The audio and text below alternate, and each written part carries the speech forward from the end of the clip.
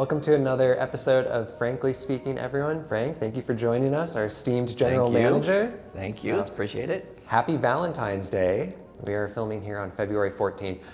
Random question, what is your most memorable Valentine's Day memory from childhood?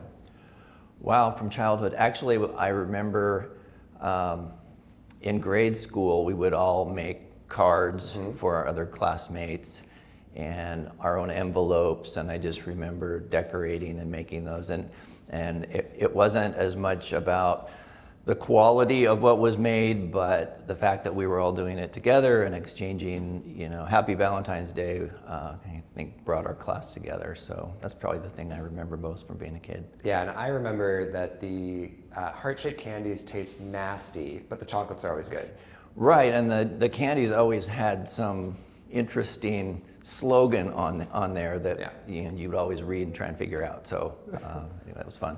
Well, that aside, so let's turn back to the last month's episode. We talked about the annual goals, and just in the past board meeting in February, the board updated those a little bit. So you bring us up to speed on what's the status of that now? Sure, I'd be happy to. Before I get to that, I have to mention we are in the electric EOC. Yes. It's 2 days after a potential ice storm. Last year we went through a pretty severe, probably the most severe outage of our history, really incredible ice storm. We were very well prepared for this one. It turned out to really be a non-event. Very thankful for that. But we're here in the EOC in recognition of that on the day after. And the sun is shining. The sun is shining, so appreciate everybody's preparation, even though we really didn't have to get into it like we did a year ago, but preparation is important, so really happy about that. Yeah. Back to your question, so the goals, we reviewed the goals really with the board in December, then we came back in January with some more specifics, and there were a couple of areas that they felt, and in fact we felt, needed to be enhanced a little bit. One of them was around our support for limited income members of our community. We had originally authored that as a review of our EWEB customer care program. We backed off on that and said we need to look at this a little bit more holistically across all of our limited income programs, including those related to energy efficiency, for example.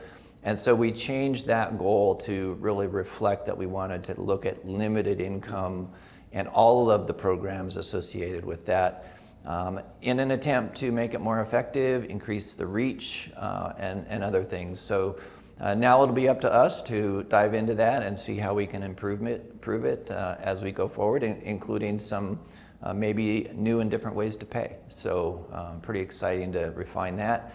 The other one that the board expressed an interest in was really taking a closer look at how we help energy efficiency programs, specifically with the rental stock in Eugene. And part of that is to really get a good assessment of where we are, what the opportunities are. We're doing a demand side potential assessment as part of looking at the resources. That will be some piece of information.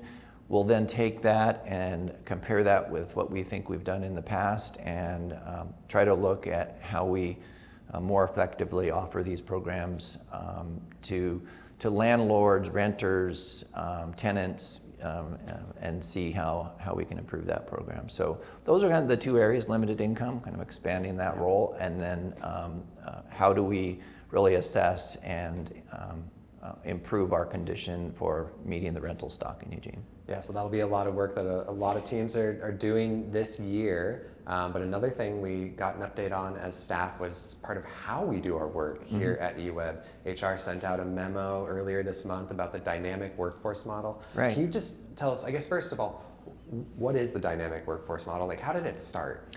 So it originally started out of the necessity that came along with COVID. Yeah. We recognized, and when that started, the purpose of really finding ways to intentionally isolate employees was to really keep our capacity to respond. We If you could do work remotely, we wanted you to do that.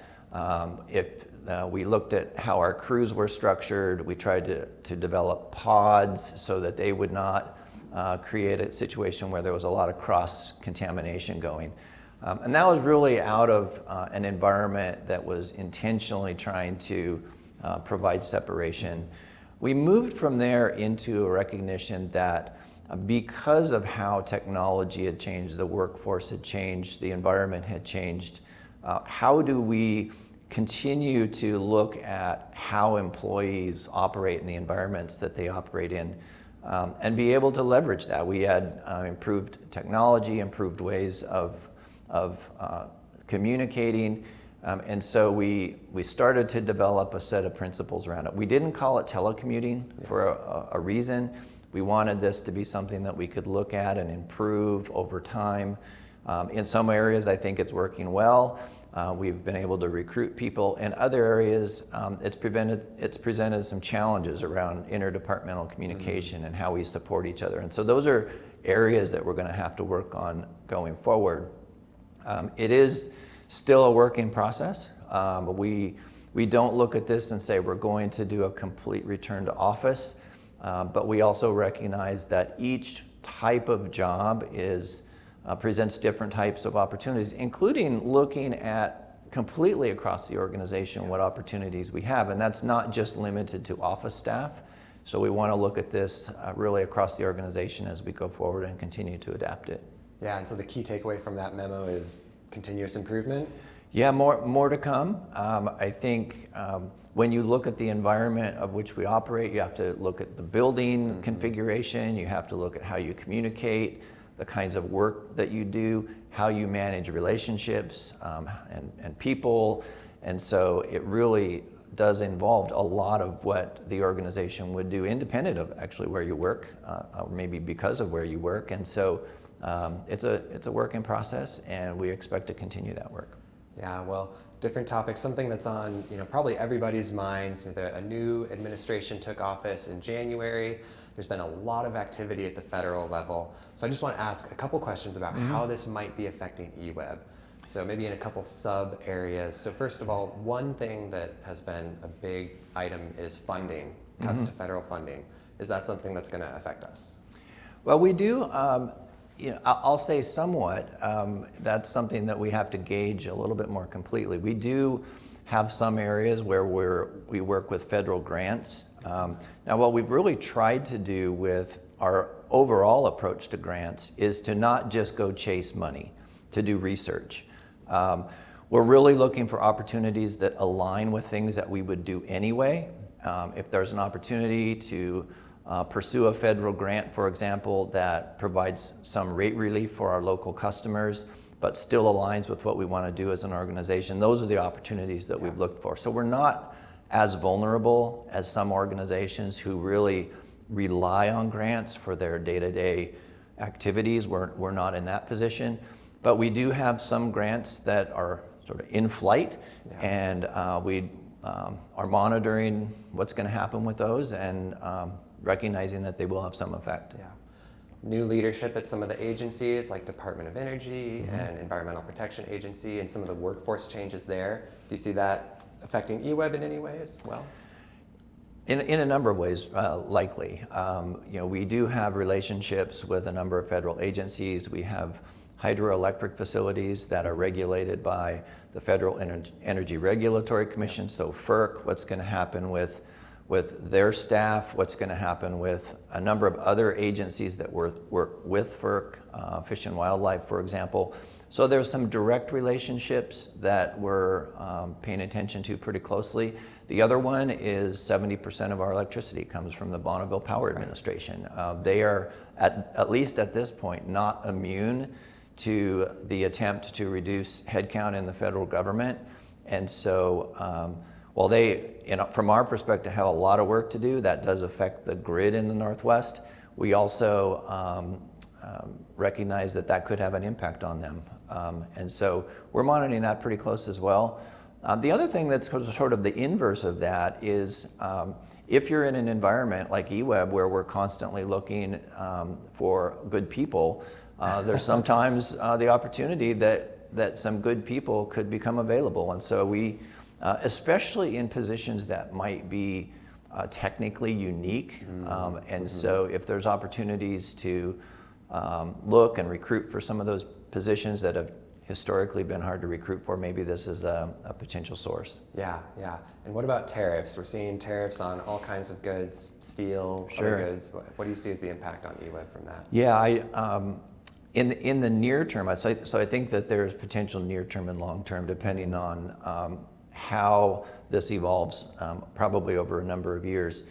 We do have a lot of big equipment, so we tend to do things big, you know, and it has, most of the materials we buy have a pretty heavy material content to it, whether that's pipes or wires, transformers, you just go down the list.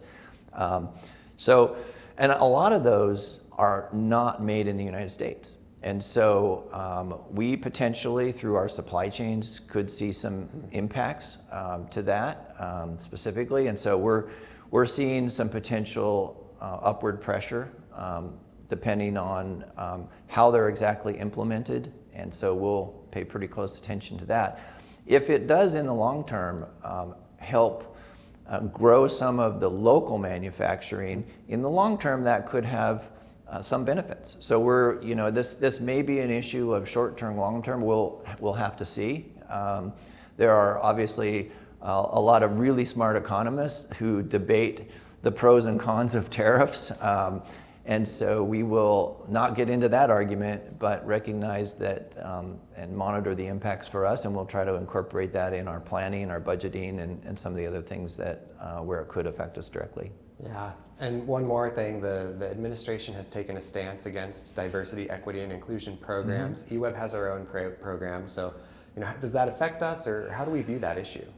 Well, it's interesting because I did mention federal grants earlier. In some cases, there's the potential that they could link the access to federal funding to diversity, equity, inclusion programs. We really have more than a program here at EWEB. There is a board policy that specifically directs the organization through the chief executive, which is myself, to do certain things. And so I don't have a choice. I really, there's a policy in place. What I do really appreciate about the policy that we have is if you take all of the tags, acronyms, labels away from it, the logic of how we want to operate inclusively, looking for differences and leveraging differences of opinion and people's backgrounds and making sure we're serving our entire community. I think those are really the basics that form a good policy. And so I feel like our policy really does look at the fundamental reasons to do what we're doing. Depending on how it evolves, we'll have to look at how it's structured maybe, but I don't think it gets away from the fact that we want to treat each other respectfully. We want to look for solutions that are driven by a wide variety of inputs from people and their background and serve everybody in our community. Those are really fundamentals, and I see that our policy covers those fundamentals.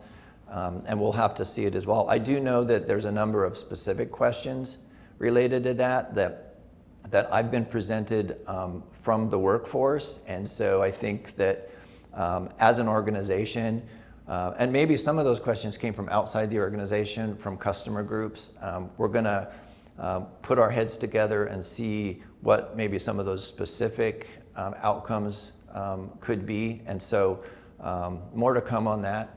I think we owe the organization some details there because there's a lot of specifics, but I do feel like the fundamental purpose for the policy is sound, and really it gets back to how we treat each other, how we serve each other's needs, how we respect and really try to cultivate differences of perspectives, and that's I think really important to us. Yeah, well, as we've said, there's been a lot of activity at the federal level. Is there any parting message or any parting thoughts on that you want to share with the community and with our employees? Yeah, I think whenever you have flux going on in any sense. It could be markets, it could be governments, politics, legislative issues, technology.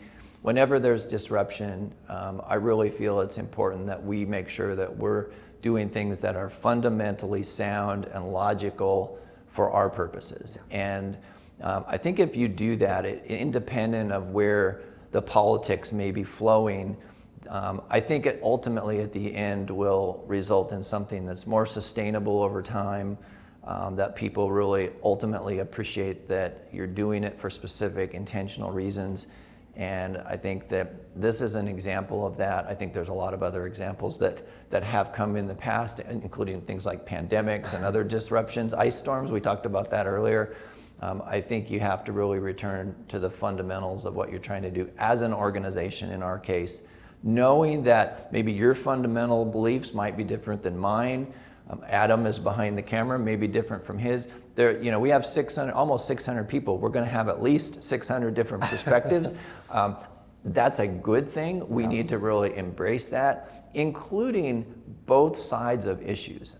Eugene is, and in fact, Oregon, if you look at the political makeup of Eugene and Oregon, while there can be a leaning in the Willamette Valley, maybe toward the left, the liberal side, the right side of the state, it tends to be more conservative. Eugene has both as well. Our workforce has both. We need to make sure that we're paying attention to all of that and embrace it where we can, and again, fall back on fundamentals and logic and the basic values that I think as an organization we have. Yeah. Thank you, Frank, and thank you. We'll check in again next month. Great. Thank you.